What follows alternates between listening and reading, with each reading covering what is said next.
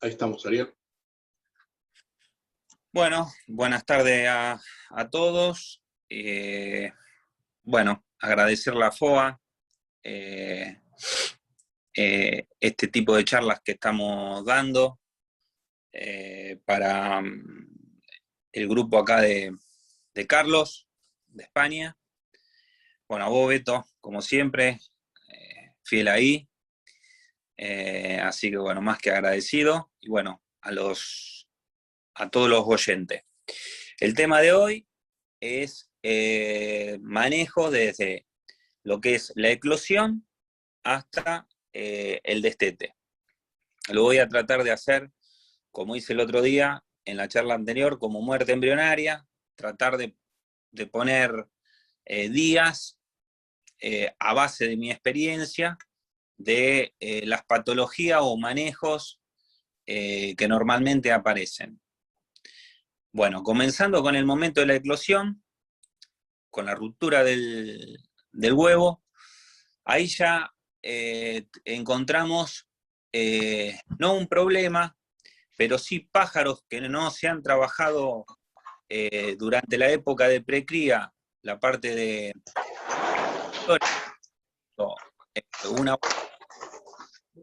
el pichón o el pollo nace débil, entonces le va a costar a producir lo que es la ruptura del huevo. Normalmente un embrión o un pichón en estado normal se posiciona en forma longitudinal en el huevo, con movimientos rotatorios, rompe lo que es la cámara de aire y ahí se oxigena. Y esa oxigenación hace que tenga mayor fuerza los músculos del cuello y de las patas para poder terminar rompiendo la cáscara con el diente que tiene sobre el pico y de poder salir al exterior. Todo este trabajo de movimiento, de posicionamiento, postura de cáscara, lleva a un balance energético negativo del pichón. Entonces, por eso digo que se debe tener muy en cuenta cómo se preparan los reproductores, porque pichones débiles no van a lograr esto. Entonces, van a quedar en el intento. Pichones que fueron los reproductores preparados correctamente no van a tener ningún tipo de dificultad a romper la cáscara y hacer todas estas maniobras que se necesitan a pesar de tener un balance energético negativo. Dicho esto, más o menos desde la parte fisiológica y cómo es la ruptura y el mal manejo dentro de la parte de reproducción, desde el momento que se hizo la eclosión hasta más o menos el cuarto o quinto día de nacimiento, los pollos, los pichones que se mueren en esos días, generalmente se le puede adjudicar, siempre hablando de mi experiencia personal, se le puede adjudicar algún problema que ya es congénito, que ya venía desde la embriogénesis, que lo trae. O sea que esos pollos que nacieron con un problema. Entonces se mueren normalmente al cuarto o quinto día. Se puede morir al primer día, al segundo día, al tercer día, al cuarto día. Entonces, ese tipo de muerte normalmente uno lo adjudica a un problema que es congénito, que ya venía desde el oviducto de la madre, de la fecundación, por una mala también preparación, también por algunas bacterias que se encuentran dentro del oviducto, como puede ser Escherichia coli, como puede ser Salmonella, como puede ser estáfilo, como puede ser estrepto, o como puede ser también los dos tipos de micoplasma, tanto el Pneumoniae como el Synoviae. Entonces estas bacterias son arrastradas cuando se va formando el huevo a través del oviducto y quedan dentro del huevo. Entonces, en el momento de la eclosión, manifiestan la patología y los pichones se mueren dentro de ese término.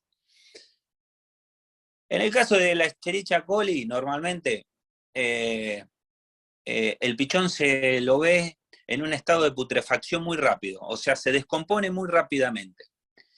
Eso es uno de los de los signos más comunes que uno puede ver la descomposición tan rápida. No quiere decir que cuando uno ve un pichón que se muere en esos días de esa forma sea Escherichia coli. Lo que quiero decir que lo más comúnmente es ver ese estado de descomposición rápido, pero también hay otras enfermedades que pueden llegar a darlo. En el caso de la micoplasmosis, es una enfermedad también que aparece en los primeros estadios, con muertes muy repentinas, y a su vez los reproductores pueden manifestar alguna sintomatología o respiratoria, si es en el caso de neumonía, o en el caso de los pichones, aparte de tener muerte súbita, también alguna sintomatología a nivel de articulaciones. Y bueno, y así podría seguir nombrando enfermedades, pero bueno, le quería dar un pantallazo más que nada a lo que era coli y micoplasma. Todas estas enfermedades se deberían controlar antes de la época de cría, en la época de precría, porque cuando ya entramos en la época de cría, donde los pájaros de por sí se inmunodeprimen, lo que vamos a lograr es, por más que hagamos los tratamientos, estamos dando medicamentos y bueno, vamos a producir infertilidad, vamos a producir un montón de problemas, intoxicaciones hepáticas en los pichones, donde los resultados van a ser negativos y en cambio de ir mejorando, empeorando. Por eso todos los tratamientos se deberían hacer antes de entrar en la época de cría, y durante la época de cría tendría que ser una época donde el criador disfrute de criar y ver cómo se desarrollan los pichones. Otro de los problemas que aparecen en esa etapa es la candidiasis, que normalmente en los ojos se puede producir o armarse placas a nivel de la orofaringe. A tener en cuenta también muerte por aplastamiento, por la hembra. Eso es un tema de manejo de las hembras, del comportamiento social de la hembra, que eso después cualquier cosa lo charlamos. Ese tipo de cosas no debería ocurrir, la muerte por aplastamiento. Así que bueno, más o menos tener conocimiento que entre el 0, cuarto y quinto día de nacimiento aparecen este tipo de patologías. A partir del cuarto día, quinto día, hasta los 20 días, 19 días, que es el momento que el pichón ya salta del nido, con el 70, 75, el 80% del peso de adulto, sabemos que tiene un crecimiento bastante rápido, donde diariamente va duplicando el peso, entonces necesitamos en ese momento tener un nivel nutritivo de la comida que le estamos dando, donde se le dé el aporte proteico correcto, los carbohidratos correctos, las grasas correctas, las vitaminas y los minerales como corresponde, y a su vez que esté hidratado como se debe. Entonces, para llegar a los 20, entre 18 y 21 días, que el pichón esté saltando del nido con el tamaño como corresponde. Sabemos que más o menos, si todas las cosas vienen más o menos bien, al día 6 ya los pichones tendrían que estar anillados, y si sabemos que anillamos al día 6, el crecimiento es correcto, porque si ya estamos anillando al día 8, al día 9, es incorrecto, el crecimiento viene retrasado, entonces hay algún problema, o alguna patología o un mal manejo en el aviario, como dije, nutricional fundamentalmente. Entonces, lo que normalmente aparece en esta etapa, empiezan a aparecer las enfermedades que no son congénitas, sino que son adquiridas durante el transcurso ese. O sea que la hembra normalmente en el oviducto no presentaba ningún tipo de problema, y la enfermedad la adquirió en ese momento. A partir del cuarto día el pichón nació sano. Sabemos que nació sano, pero se terminó enfermando. Por normalmente, como digo yo, los patógenos ambientales. Patógenos ambientales mucho, y como hablábamos el otro día o en alguna de las preguntas, es tratar de mejorar la calidad del medio ambiente, de poder bajar lo máximo posible los patógenos ambientales, cuestión de que en la época de cría, donde hay una inmunodepresión, esos patógenos ambientales estén lo más bajo posible y no me traten de enfermar a los pichones. ¿Por qué? Porque el pichón, hasta los 21 días, el sistema inmune no está desarrollado. Entonces, ahí tenemos un problema, no tenemos inmunidad. Entonces, si trabajamos con un ambiente sucio, con una mala nutrición, no hacemos un correcto manejo durante la época de precría de los reproductores, entonces, bueno, vamos a lograr que los pichones estén débiles y que los patógenos ambientales nos ataquen y no traiga alguna patología. Cuando hablo de patógenos, hablo de bacterias, de virus, de hongos, de lo que esté en el ambiente. Y acá también lo que hay que tener en cuenta, algunas enfermedades que ya los reproductores me transmiten a los pichones en el momento del embuche.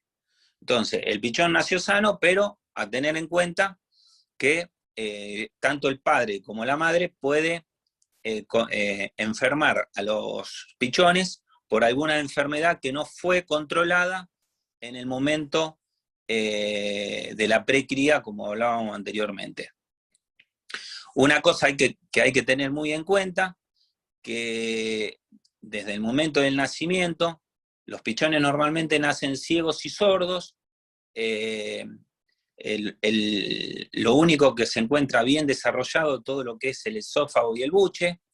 Después todos los otros órganos se van terminando de formar a medida que van pasando los días. Normalmente el hígado alrededor del día 12 a 15 se termina de formar. Entonces hay que tener muy en cuenta también qué cosas le vamos a dar, si le vamos a dar un antibiótico, si le vamos a dar el colorante, si le vamos a dar qué tipo de alimento, porque el hígado tampoco está totalmente desarrollado. Y también, una cosa a tener en cuenta, que hasta el día 6 los pichones no termorregulan. El centro de termorregulación a nivel cerebral, para lo que es el mantenimiento de la temperatura, no funciona. Entonces, la temperatura se llaman poiquilotermos, porque la temperatura que tiene es la temperatura que rodea el ambiente o que le da la canaria. Entonces, si la canaria se levanta del nido y deja a los pichones, o bueno, se enfrían porque no pueden regular la temperatura porque son poiquilotermos. A partir del sexto, séptimo día, esa particularidad desaparece porque ya empiezan a termorregular, entonces manejan la temperatura propia. Pero anterior a eso hay que tener muy en cuenta eso, porque si se presentan ese tipo de problemas, normalmente lo que uno hace es tratar de ambientar el lugar, tratar de ambientarlo. A tener en cuenta también en esta etapa, hay también a veces presentación de algunas virosis, como el adenovirus. Normalmente el adenovirus es una patología hepática que aparece normalmente en palomas, pero bueno, acá en Argentina hubo casos de criaderos con el problema de adenovirus en esos días. Así que no se puede hacer mucho porque no hay ningún antivirus para matarlo, pero lo que sí se trabaja mucho es desde el punto de vista de inmunidad o anteriormente, si no sintomatológicamente se tratan. Así que bueno, a tener en cuenta también el tema de este tipo de patologías como el adenovirus. En el día, vamos a suponer que al día 20 se produce, ya los pichones saltan del nido, y acá también hay que tener en cuenta que entre el día 20, vamos a poner, y el día que haremos el destete, entre los 35 y 45 días, van a aparecer otro tipo de patologías, totalmente diferentes. También acá hay que tener en cuenta el tema de manejo nutricional que uno le viene haciendo al pichón, desde el momento, desde de toda la etapa de crecimiento, pero previa a la etapa, como hablamos, que aclaraba en la preparación. Hay algunas enfermedades como que se pueden presentar, como la tricomona. Es una enfermedad que se presenta ya cuando el pichón normalmente salta del nido. La tricomona es un protozoario flagelado. El síntoma más común es la alopecia alrededor del ojo, donde uno ve que el ojo se inflama, hay como una secreción, como un exudado, también se presenta como placas a nivel de orofaringe de color blanca, parecida a como las placas de la cándida. Es una enfermedad que los transmiten los reproductores. La tricomona es anaeróbica, no, o sea, ante la presencia de oxígeno se muere. También se encuentra dentro del tubo digestivo o en hígado también. El tratamiento más común son con los nitroimidazoles, como el metronidazol, el ronidazol, el cardinazol, por citar algunos. Los más comunes son el ronidazol, que se usa tanto en canarios como exóticos, y los tratamientos normalmente varían entre 5 y 10 días, así que bueno, a tener muy en cuenta eso en esa etapa. Una de las formas también para saber si es tricomona, porque a veces alopecia puede ser por algún otro tipo de patología, como una bacteria o como un hongo, se hacen hisopados, se miran en directo para ver si hay alguna cierta movilidad y encontrar la tricomona, y si no hay medios de cultivo que llaman Diamond, que son medios especializados para el crecimiento de la tricomona. Otra patología que podemos encontrar en esta etapa son las encefalitis. Normalmente puede ser producida por la salmonela o más comúnmente por la isospora cerini. La isospora cerini es un coccidio. Hay dos tipos de isospora, está la canari y la cerini. Hay otros coccidios también, ¿no? Como la Eimeira, como el Trichosporidium, hay diferentes, pero fundamentalmente lo que hay que tener en cuenta que el resto de los coccidios, como el canario o la Eimeira, no salen del tubo digestivo. En el caso de la isospora cerini tiene la particularidad de no solo de estar en el tubo digestivo, sino salir del tubo digestivo, ir al hígado, ir a pulmón o ir a cerebro, donde a nivel cerebral produce trastornos neurológicos, llevando al ejemplar a tener problemas de incoordinación, pérdida de equilibrio, pérdida de la movilidad. O sea, son pájaros con mucha inestabilidad, donde uno ve que hay torsiones de la cabeza, depende del grado de la lesión que haya producido, o también muerte súbita. Entonces, a tener muy en cuenta, cuando uno a veces analiza, determinar bien a veces qué tipo de coccidio tengo, qué especie, dónde estoy parado, para hacer el tratamiento. Normalmente uno usa coccidios estáticos, como el Toltra o el diclazuril, o coccidiocidas, como son la sulfa y el trimetropin, que realmente es un antibiótico, la sulfa y el trimetropin.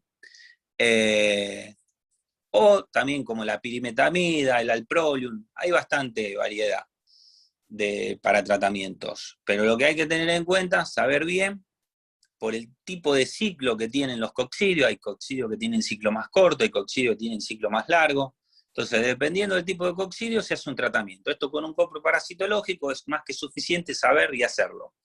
No se hacen tratamientos sistemáticos, sino se hacen tratamientos estratégicos. Si no, uno crea acostumbramiento y trae problemas de resistencia. Ejemplo, si usamos la sulfa con el trimestoprim en época de cría, sabemos que podemos producir muerte embrionaria, así como si usamos citetraciclina, cloranfenicol. O sea, hay un montón de medicamentos que me producen algún tipo de trastorno dentro de la reproducción.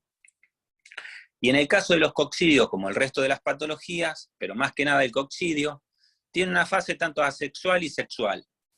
Entonces hay que hacer un tratamiento dentro del pájaro y un tratamiento por fuera del pájaro. O sea, tanto en el ambiente como en el animal. Si nosotros no hacemos un tratamiento a nivel ambiental como corresponde, no nos sirve demasiado hacer tratamiento en el pájaro. ¿Por qué? Porque cuando me elimina a mí los coccidios, lo elimina como se llama oquiste no esporulado. ¿Y qué pasa? En el medio ambiente, cuando recibe una temperatura y una humedad adecuada, de no esporulado me pasa a esporulado, pasa a un estado de infestación. Entonces ahí los pájaros lo vuelven a levantar y me vuelve a hacer todo el ciclo. Entonces, si yo no corto ese ciclo, prácticamente son ciclos de 21 días. Y voy a terminar creando yo mismo la resistencia con tanto medicamento. Entonces, los tratamientos en este caso son dobles. Tratamiento en los pájaros y tratamiento en el ambiente.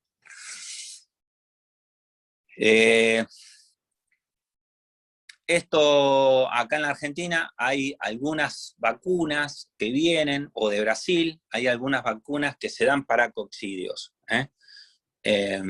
aumentando la inmunidad y tratando de crear ciertos anticuerpos para que no haya este tipo de manifestación clínica. El Icispora iserini, por ahí ustedes lo conocen, por ahí se llama toxoplasma, anteriormente se conocía, que es una patología muy parecida a toxoplasma porque era muy, muy parecida a lo que es la toxoplasmosis gondii en humanos.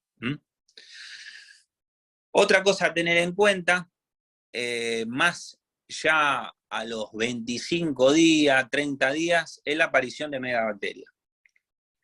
Las megabacterias son levaduras patógenas que se encuentran en estado normal como una levadura saprófita dentro del duodeno, pero ante un estrés, o ya sea climático, alimenticio, lo que hace es producir un sobrecrecimiento de esta levadura y colonizar el proventrículo. Entonces, desde el proventrículo produce una proventriculitis, a su vez afecta a nivel hepático, trae demasiado trastorno y puede llegar hasta el buche. Entonces, acá en el buche, los reproductores, en el momento de la cría, embuchan con megabacteria, que es la forma más común de transmisión para el pichón, del reproductor al pichón. Hay múltiples tratamientos, no hay un solo tratamiento para la megabacteria, ya sea corrigiendo el pH del agua, usando algún antimicótico, tratando con protectores hepáticos del hígado, pero se tiene muy en cuenta qué sintomatología clínica, como yo a veces le digo a los criadores, saber la parte de inspección y la parte de manejo de los reproductores o de los pichones, la observación. Lo que normalmente uno ve, en el caso de los reproductores, que tienen una voracidad por la comida, comen, pero en realidad no comen. Por ahí vacía una tolva, o comen mucho lo que es la mistura, o la pasta, o el pienso, y más que nada lo desecha, lo tira en el fondo de la bandeja. Entonces uno se encuentra con semilla partida o semilla entera, porque tienen la necesidad de comer, pero no terminan alimentándose. Entonces son pájaros que cuando uno lo ve, normalmente tienen la quilla muy marcada, pérdida de masa muscular, porque el pájaro lo que hace es usar el músculo pectoral para el aporte de proteína y de glucógeno para el metabolismo orgánico, donde también hay una presentación de diarrea de tipo acuosa, y bueno, eso en la fase crónica. También puede producir una proventriculitis con estallido, donde produce una muerte súbita. También a veces hay un sobrecrecimiento de pico y uña. Son todo, son estas cosas que hay que observar, o también el pájaro se lo ve a veces aglobado, donde las plumas son muy quebradizas, aglobado por el sentido que siempre es como que siente frío porque está perdiendo masa muscular, entonces no termorregula.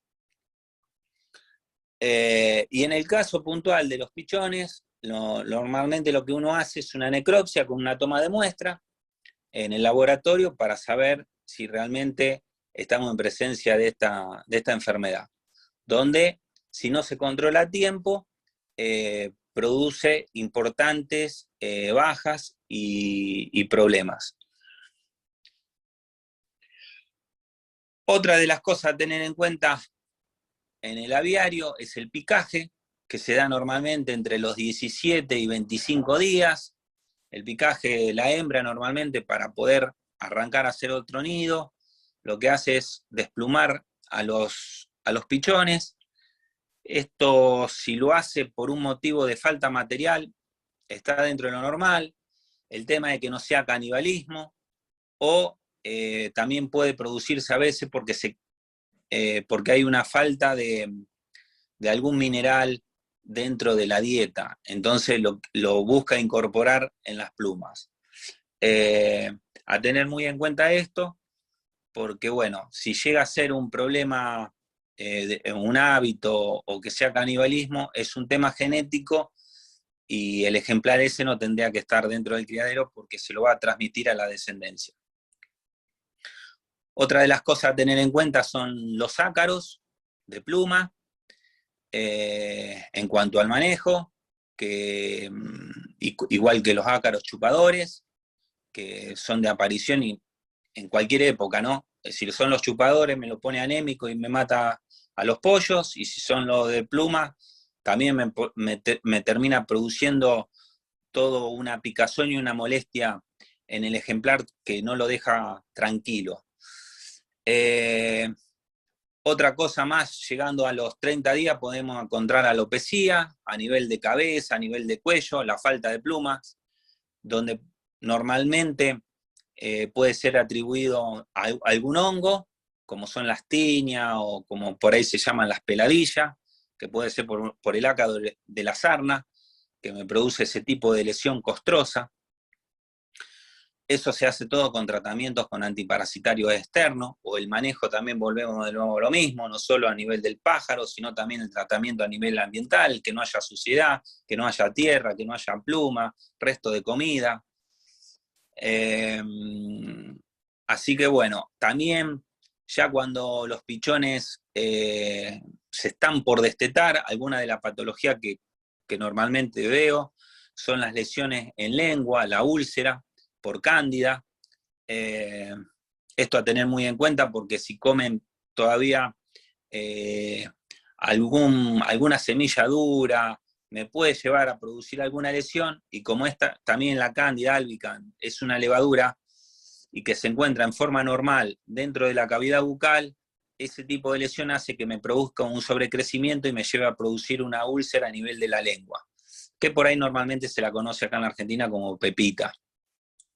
La lesión puede ser de severa a grave hasta el pico, que puede estar abierto por la gran inflamación de la lengua, y el tratamiento es local, en forma tópica, con algún antimicótico, también con algún antibiótico, si hay algún tipo de infección bacteriana como bacteria oportunista, y también de forma sistémica.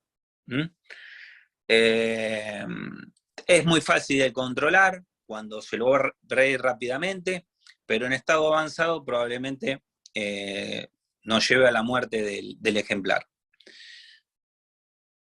Otra cosa, ya a los 40 días, ya casi los pichones destetados, lo que hay que tener en cuenta son los parásitos.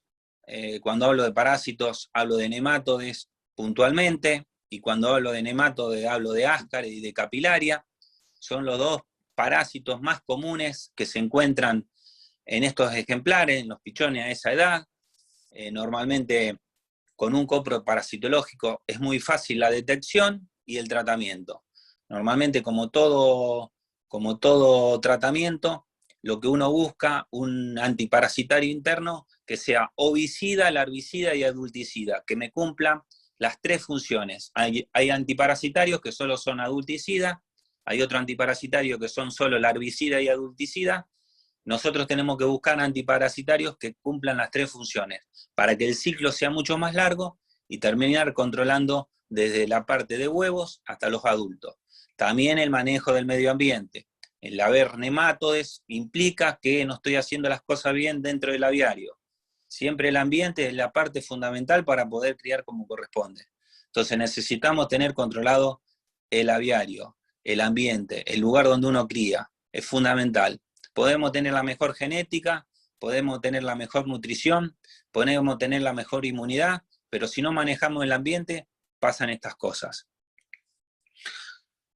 Una de las cosas que hay que tener en cuenta desde el inicio, desde la eclosión hasta los 35, 40, 45 días que uno hace el destete, es el manejo del colorante, fundamentalmente de la catasantina.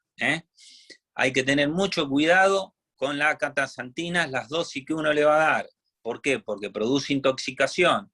Estoy ya bastante, no cansado, pero sí de hacer necropsia y encontrar, cuando uno hace la necropsia, ver los órganos totalmente color naranja, bordó, la grasa color naranja, o sea, por la cantidad de catasantina que se da, entonces hace que me produzca una sobresaturación a nivel hepática y el hígado no me trabaje.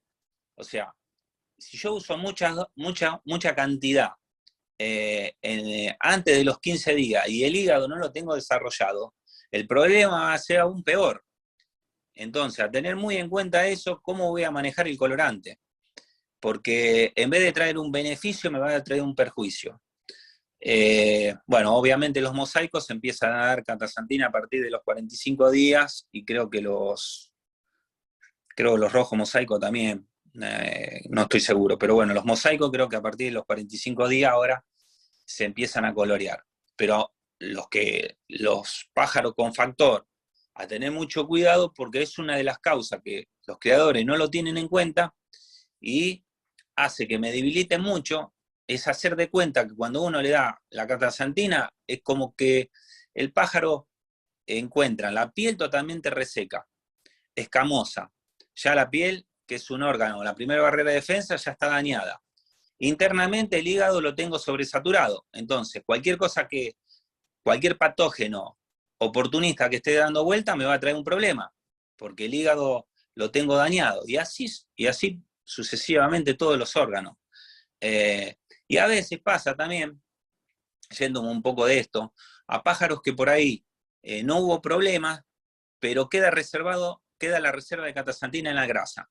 Cuando los pájaros por ahí después uno lo pone, que pasa la época de cría y lo ponen en época de descanso o quieren que baje un poco de peso, esa grasa que cuenta con catasantina desaparece como reserva energética que uno tiene y la catasantina se vuelca de golpe al organismo y me produce la muerte por intoxicación, porque se elimina de golpe.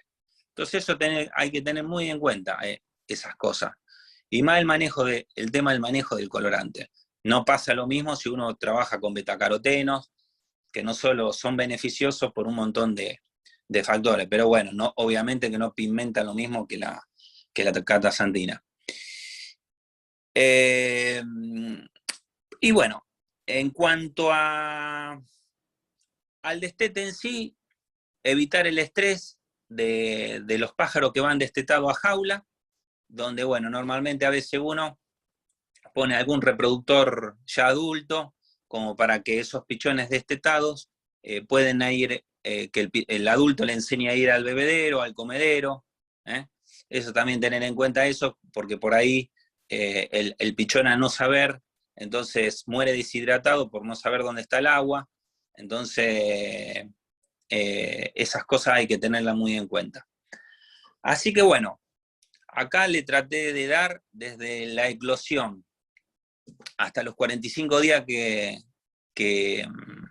se destetan los pichones. Desde mi experiencia hablo siempre de las patologías más comunes y en qué términos y de días se van dando. No quiere decir que sea algo estipulado de esta forma, pero la mayor presentación que en mi experiencia vi son en el transcurso de estos días. ¿Hay algunas patologías que por ahí se pueden presentar antes? Sí. ¿Hay algunas que se pueden presentar más tarde? Sí. Pero bueno, yo traté de dar mi experiencia personal, en qué momentos yo normalmente encuentro este tipo de patologías eh, para, que, para que quede más claro de que desde qué día a qué día se van hallando. ¿Mm? No sé si quedó más o menos ahí, hice un redondeo de todo, si tienen algunas preguntas, como dijo Norberto, que vayan levantando la mano, o vos, Norberto, si queréis ir guiándome a quien pregunta, porque yo no veo a nadie. Mira, por el momento hay una en el chat, si querés arrancamos por esa, mientras el resto se decide a levantar la mano y demás, que es de Javier, que pregunta sobre si se debe acidificar el agua en forma continua, si es bueno o no es bueno. Bueno, vamos a responderle a Javier. El tema de acidificar el agua, primero lo que se debe saber, qué pH uno está trabajando en el aviario. Normalmente el pH normal que deberíamos tener es 6,8. Es el pH neutro. Con ese pH no habría que hacer absolutamente nada. Ahora, si yo tengo en mi aviario, por cuestiones que trabajo con agua de pozo, o con agua corriente, o en algunos lugares que tengo un pH de 8 o 9, sí tengo que poner un acidificante para llevar a un pH neutro. Pero fundamentalmente, para saber si acidifico, tengo que saber qué pH tengo. Bien, bueno, ahí está respondida la pregunta. Pregunta Luis, ¿cuál sería el pH idóneo? Que creo que lo acabas de decir, ¿no? 6,8, y en el caso de megabacterias, como la megabacteria, porque seguramente se puede venir la pregunta, como la megabacteria trabaja pH alcalino, lo que uno busca, sí, uno de los tratamientos, acidificar un poco el agua, pero nada más como tratamiento, y bajar un poco el pH para dificultar lo que sería la parte de reproducción de la megabacteria. Bien. Bueno, ahí lo tenemos a Luis levantando la mano. No sé si quiere hacer la consulta a él, Luis. Desbloqueas tu micrófono y puedes hablar.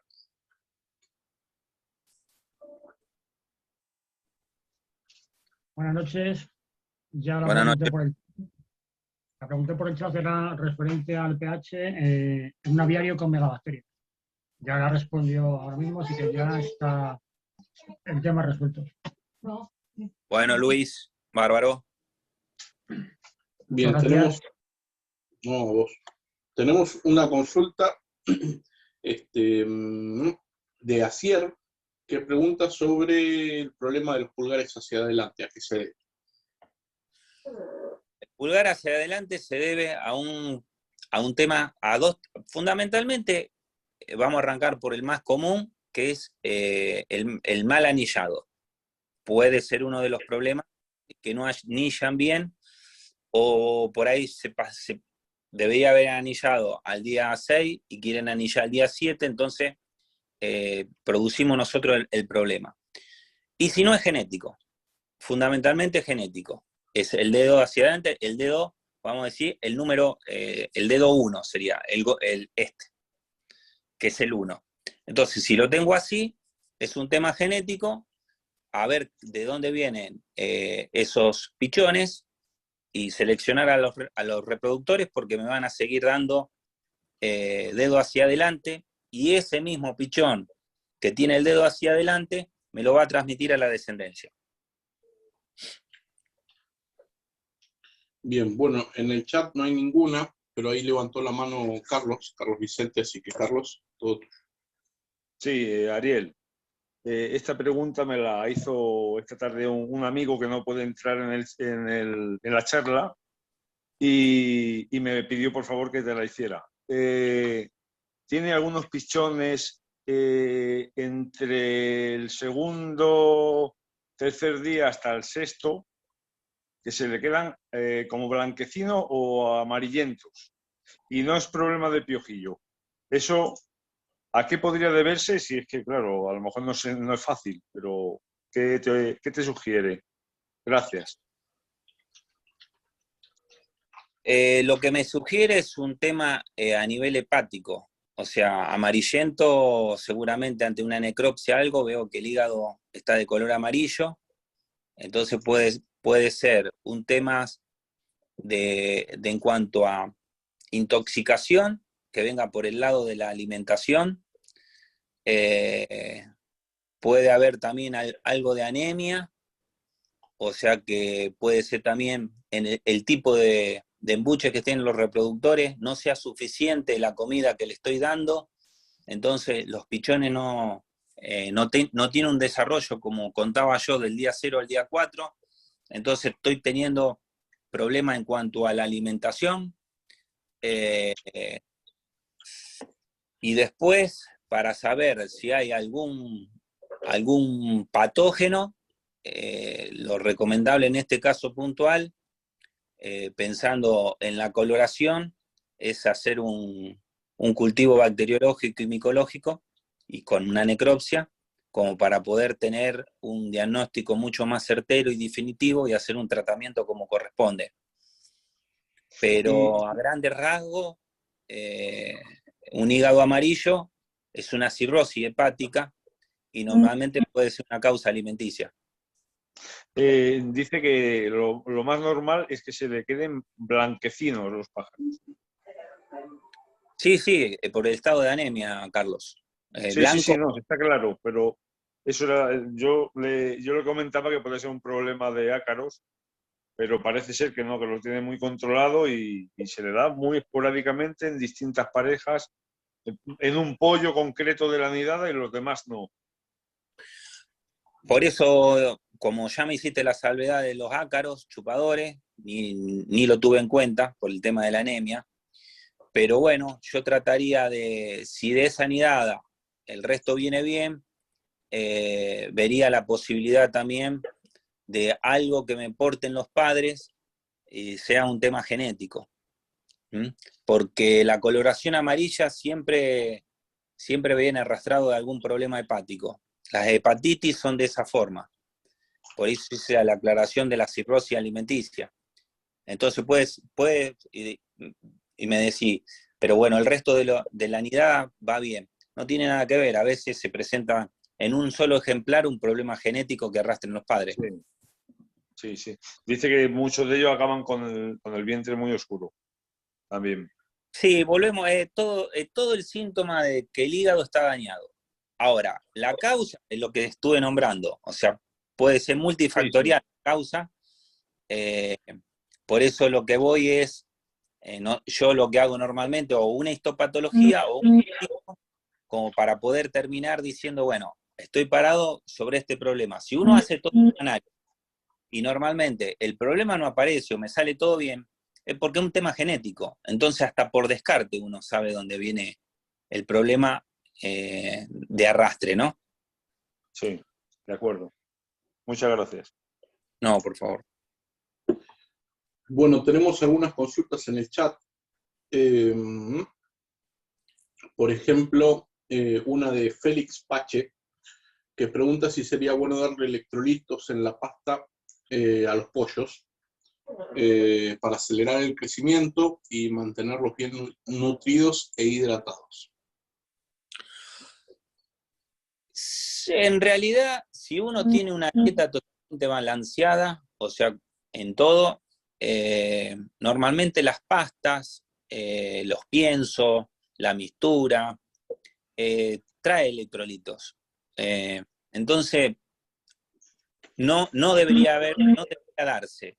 Ahora, si lo que yo estoy dando hay una carencia, obviamente que está más que correcto dar los electrolitos. Hay muchos tipos de electrolitos que vienen las sales. A veces ni la carencia ni los excesos son buenos. Siempre término medio.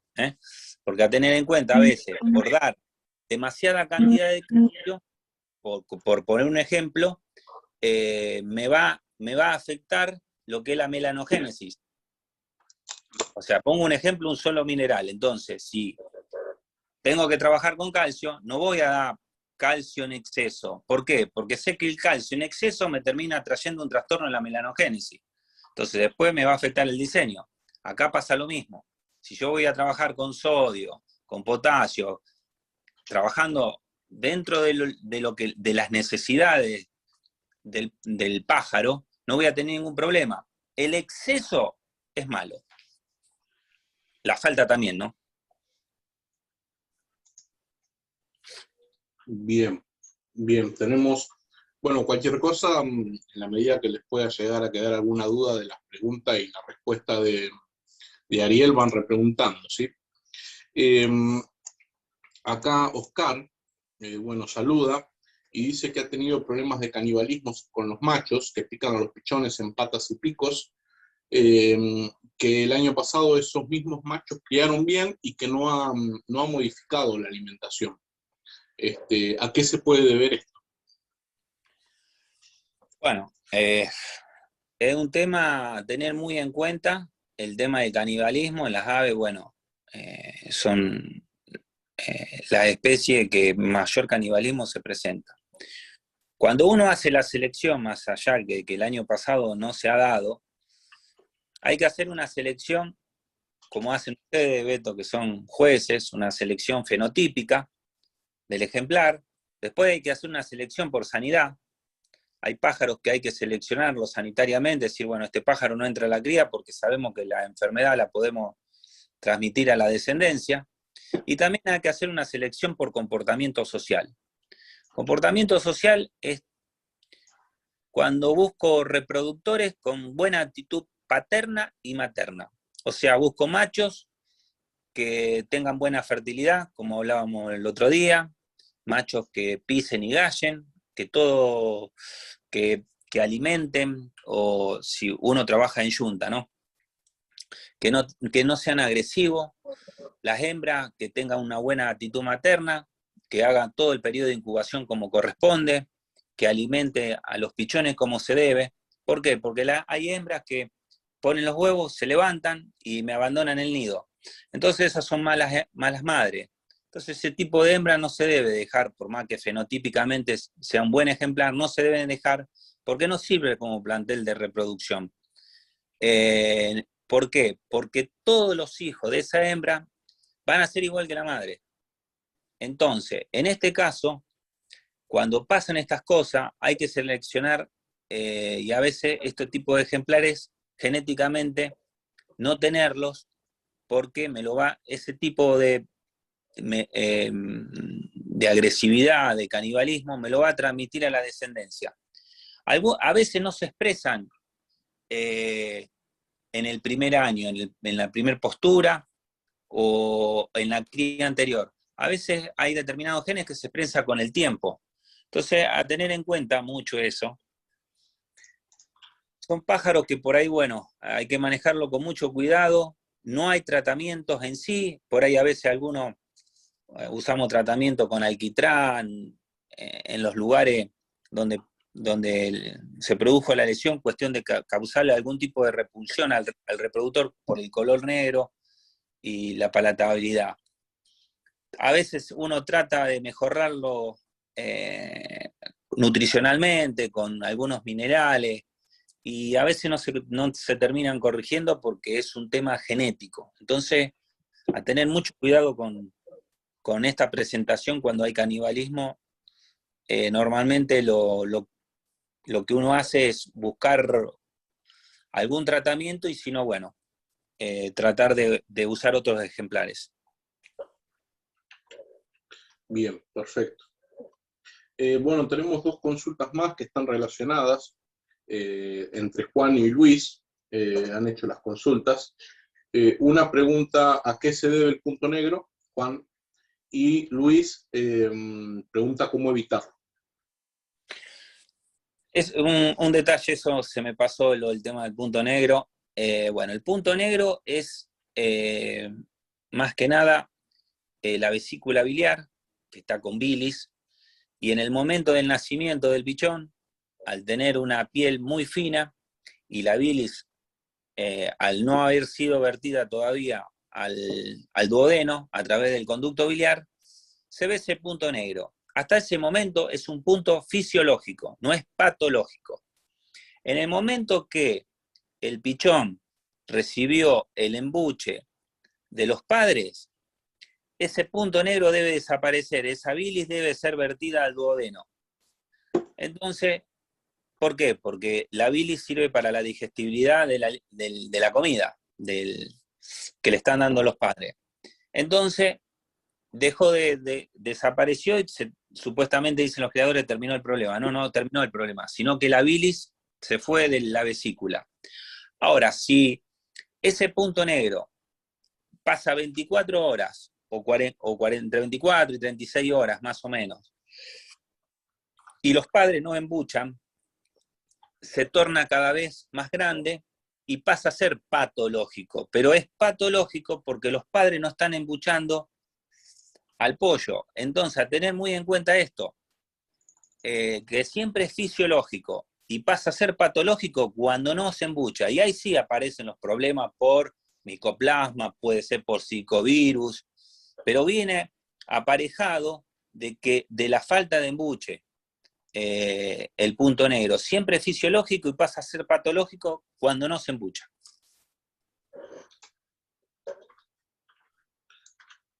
Bien, bueno, tenemos a Alfred levantando la mano, que debe querer hacer alguna consulta. Sí, muy buenas, Ariel.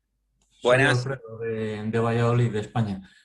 Una pregunta. En una nidada de ágatas topacios me han aparecido 2 pollos de una nidada de 5 en la tercera nidada, sin haberse observado antes, con plumas aciánicas en colas y en alas.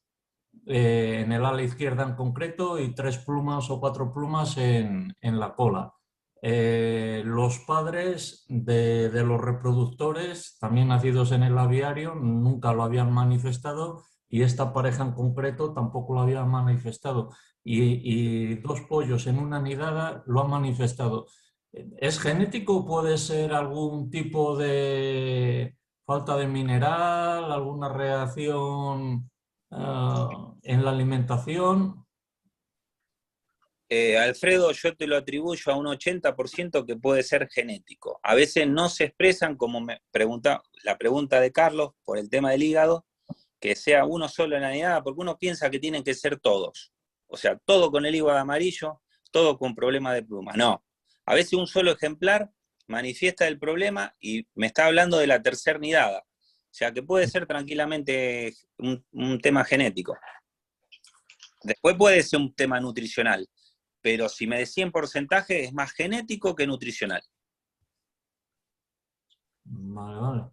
Eso a tenerlo en cuenta. Beto, vos que estás con el tema, ¿qué opinas?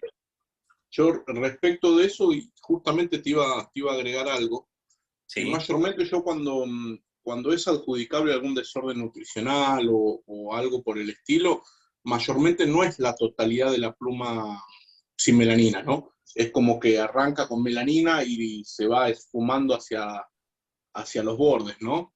Como que está manchada la pluma.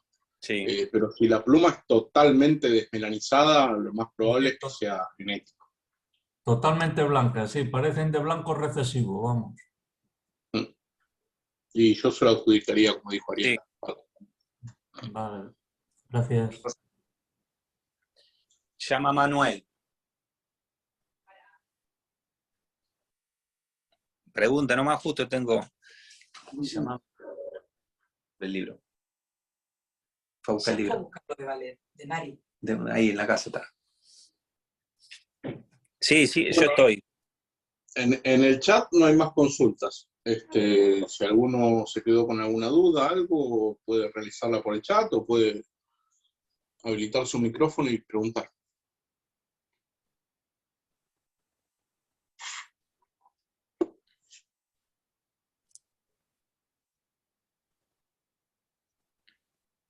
Bueno, no sé. Carlos. si andás por ahí. Bueno, la charla... Bueno, que va a hablar José. José, habla, luego ya hablo yo. Sí. Mira, volviendo al tema del de llevar bien el ambiente del aviario, bueno, yo he tenido el problema, ya estuvimos hablando el otro día de patógenos y este Staphylococcus. Y bueno, creo que más o menos lo he controlado. He puesto un humidificador porque se me venía la humedad, se me venía a 20 y algo % de humedad. Y la verdad que el bienestar que se ve ahora en el aviario es bastante mayor que el que había. De hecho, me están naciendo pollos, cosas que antes no me nacían. ¿Cómo saber si el ambiente del aviario está saludable? Aparte de los datos que yo he dado, ¿no? De que se entra uno y está confortable. Gracias. ¿Eso te pasó ahora, después de la última charla, ahora que cambió esto y ya aparecieron pollos así en el ambiente? Sí. Bueno, ¿viste qué importante que es el manejo del ambiente? Sí, los huevos estaban recién puestos y ya cambié la humedad. Bueno, mientras compré el aparato Innova empecé a echarle cubos de agua al suelo y subí la humedad. Y los pollos los iba mirando con la linterna y veían que iban vivos, hasta que han nacido perfectamente, ¿no? Bueno, fantástico. Y para mí es súper importante, ¿no? Tengo Sí. que apuntar. ¿Y cómo? Perdón. Tengo que apuntar que me ha pasado lo mismo que a José. Me ha ocurrido lo mismo que a José y a mí este año. Ha habido una semana de muchas tormentas. Subió muchísimo el tanto por ciento de humedad. A mí me subió hasta un 77-79%. Me facilitó mucho el que nacieran pollos más que antes, pero tuve la parte contratante de la primera parte, que fue más problema de hongos. Sí. Entonces, el beneficio de tener la humedad alta es que la cáscara se torna mucho más flexible y más fácil para la ruptura del pichón. El tema es que así como la humedad aumenta, aumentan los patógenos. Claro. Entonces, por un lado no beneficia y por otro lado perjudica. Entonces, trabajando, como dijimos antes, con una humedad correcta, con una temperatura correcta, con una luminosidad correcta, entonces, en el ambiente es fundamental para todo el manejo de lo que yo conté antes. O sea, nada sirve de lo que dije antes si no trabajamos ambientalmente. Sí. Ahí aparecen consultas por el chat, en este caso Rebeca, que consulta sobre el punto negro nuevamente, si en caso de que desaparezca entre las 24 y 36 horas, si es algo hereditario. Y después hace otra pregunta, que en caso de Darby-Pal, que no sé qué será, si es necesario además darle calcio en polvo, y eso lo pregunta porque hubo una canaria que puso 7 huevos y que los rompió todos, pero tampoco sabe si fue ella o si fue el macho. Bueno, en el caso del el punto negro no es hereditario, sino es, todos los pájaros tienen punto negro porque es fisiológico, arranca como es algo normal, es fisiológico, se torna patológico si los reproductores no embuchan a los pichones. Si los pichones están embuchados, el punto negro dejó de ser un problema. En cuanto a, vamos a suponer que la canaria rompió los huevos y no el macho. Si tiene una carencia de calcio, no se corrige durante la época de cría, se corrige mucho antes, en la época de precría, para que el metabolismo del calcio con la vitamina D3, junto con el fósforo y el magnesio, sean absorbidos a nivel digestivo y depositados en los huesos con mucho tiempo de anterioridad que arranque la época de cría. Cuando ya arranca la época de cría, por más que le dé calcio, no me sirve nada. Entonces, la hembra puede estar buscando calcio y romper los huevos por una deficiencia que tiene, pero no soluciona nada porque se debería haber dado antes. Pero el animal, ante la carencia, obviamente que lo va a salir a buscar y va a romper lo que sea. Bien. Sí, yo Bien. apuntar simplemente que decía Rebeca era, ¿no? Rebeca me parece que es Sí, que me ha Rebeca. hecho la pregunta. Sí, el Bipal es un producto, es un complejo mineral vitamínico que además tiene un aporte para estimular todo el tránsito intestinal. Bueno, eso lo nombraba ella, ¿eh? Ese es el producto. Se llama Bipal, antes se llamaba Biopal, es un producto que se utiliza y se ha utilizado siempre mucho aquí en España. Bien, bien. Bueno, aparecieron algunas consultas más. Una de Joaquín, que hace referencia al hígado. Si en caso de estar dañado, después hay alguna posibilidad de recuperarlo o si ya es muy difícil hacerlo. Y el tema es si depende del daño. Si es un daño leve, es totalmente recuperable. Si es un daño moderado, 50% que se puede recuperar y 50% que no. Y si el hígado tiene un daño grave, no se va a recuperar. O sea, tiene una deficiencia hepática, ya, una hepatomegalia. O sea, no hay forma de poder recuperarlo. Depende, eso no hay forma de saberlo, se hacen los tratamientos, pero bueno, a veces hay por observación a nivel abdominal, uno mira el tamaño del hígado, que es lo que sobresale, o el color negro que sobresale por debajo de la parrilla costal, que uno le llama faja hepática, dependiendo el color y el tamaño que ocupe a nivel abdominal, uno puede suponer la gravedad del daño de ese hígado. Bien. Una de Juan Patricio, que consulta sobre los quistes de plumas, dice que le han aparecido algunos adultos que de pequeños no han tenido quistes y ahora de adultos sí, en la cola, en las alas, y pregunta si puede ser debido a alguna deficiencia en alimentación o es meramente genético. Genético, alimentación, picaje, o sea, puede ser cualquiera de esas causas, el quiste de pluma. Bien.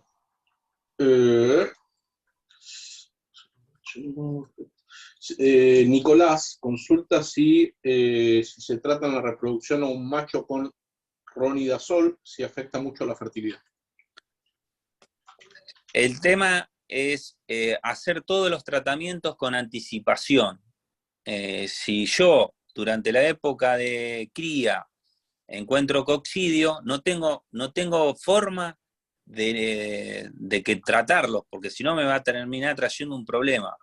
Pero la idea de los medicamentos, así cualquiera fuese, hacerlo anticipadamente a la época de cría, porque hay algunos medicamentos que tienen efectos tóxicos, hepatotóxicos, nefrotóxicos, tienen efectos adversos, nocivos. Entonces, dependiendo del tipo de medicamento, de antibiótico, antimicótico, de coccidiostático, de antiparasitario, siempre lo recomendable es hacerlo con anticipación, nunca durante la época de cría, salvo que aparezca un problema que uno no lo ha tenido en cuenta y tiene que hacer el tratamiento. Pero si no, no es aconsejable usar ningún medicamento durante la época de cría.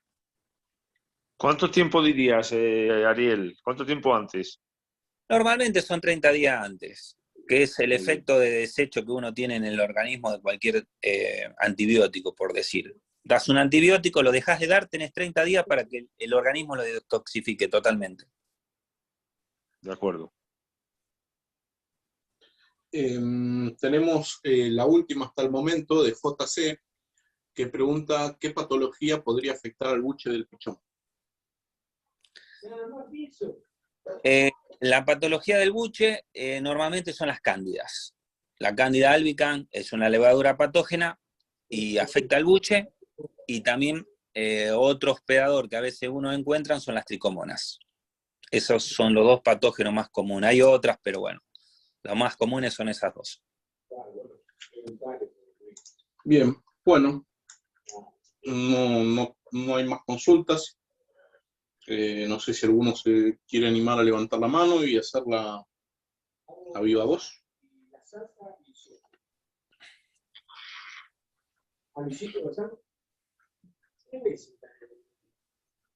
Bueno, yo como veo que no se anima más gente, y ya porque también os vayáis a vuestros quehaceres diarios, Norberto y Ariel, quiero dar las gracias en nombre de todos, los amigos a los que yo he invitado a esta charla. Quiero dar las gracias a Norberto, primero porque gracias a él se puede hacer, a la FOA, que nos permite que estéis ahí, y vamos, sobre, claro, evidentemente al amigo Ariel, que bueno, nos está dando una charla magistral, extraordinaria, muy prácticas, magníficas, y dar las gracias a toda la gente que ha asistido, y bueno, que se ve que cada día nos vamos animando a hacer más preguntas y tal. Me gustaría hablar del posible siguiente tema para ver un poco qué os parece, porque me lo propone la gente.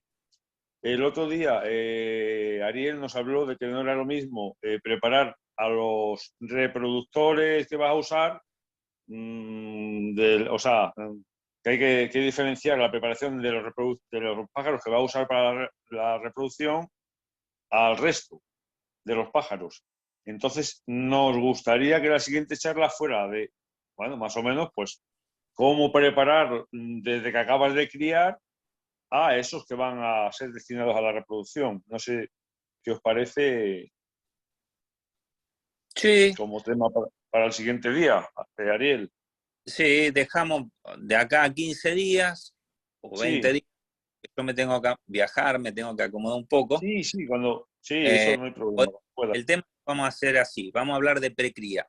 La precría es desde el momento que los pájaros dejan de replumar y se empiezan a preparar para la época de cría.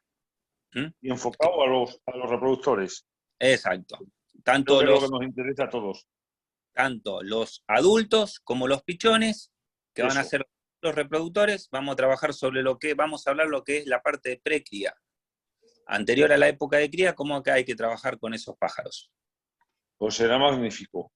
Bueno, Por mi parte, me despido, doy las gracias a los dos y muchas gracias a todos mis amigos que nos acompañan.